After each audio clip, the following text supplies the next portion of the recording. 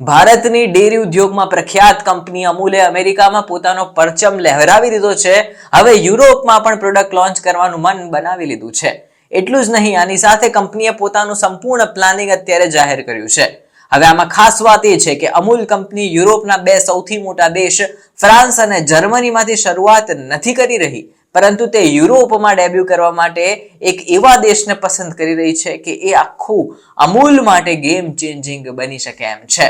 વિગતે આ ઘટનાક્રમ ઉપર નોંધ લઈએ તો યુરોપના આ દેશથી અમૂલ વેચાણ શરૂ કરશે એ માહિતી સામે આવી છે. તો કયો દેશ છે એ જાણીએ. ગુજરાત કોઓપરેટિવ મિલ્ક માર્કેટિંગ એસોસિએશનના મેનેજિંગ ડિરેક્ટર GNS મહેતાએ સોમવારે કહ્યું છે કે અમૂલ અમેરિકામાં પોતાની પ્રોડક્ટ્સને રજૂ કર્યા બાદ આ મહિનાના અંત સુધી યુરોપિયન માર્કેટમાં એન્ટ્રી લેશે. હવે GCMMF પોતાના દૂધ ઉત્પાદનોને અમૂલ બ્રાન્ડ અંતર્ગત વેચતું આવ્યું છે. મહેતાએ IIFT ના એન્યુઅલ ફંક્શન દરમિયાન કહ્યું હતું કે અમે આ મહિનાના અંત સુધીમાં યુરોપમાં દૂધ અને અન્ય પ્રોડક્ટ્સ રજૂ કરીશું.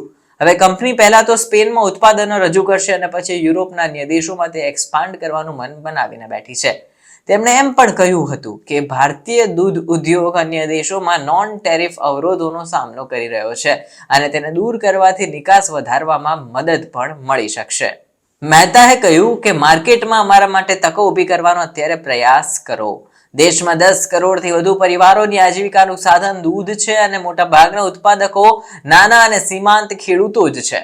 ભારત 30% ડ્યુટી પર ડેરી ઉત્પાદનોની આયાતને મંજૂરી આપે છે. તેમણે દાવો કર્યો હતો કે અમૂલનું ટર્નઓવર લગભગ 80,000 કરોડ રૂપિયા છે અને એ હવે વૈશ્વિક સ્તરે સૌથી મજબૂત દૂધ અને ખાદ્યની બ્રાન્ડ છે. આની સાથે 36 લાખ ખેડૂતો જોડાયેલા છે. GCMMF એ ભારતીય ડાયસ્પોરા અને એશિયન વસ્તીની જરૂરિયાતોને પહોંચી વળવા માટે માર્ચમાં US માર્કેટમાં 4 પ્રકારના દૂધ રજૂ કરીને બેઠું હતું અને આ જ રીતે હવે યુરોપની અંદર પણ અમૂલ પોતાનો પરચમ લહેરાવશે.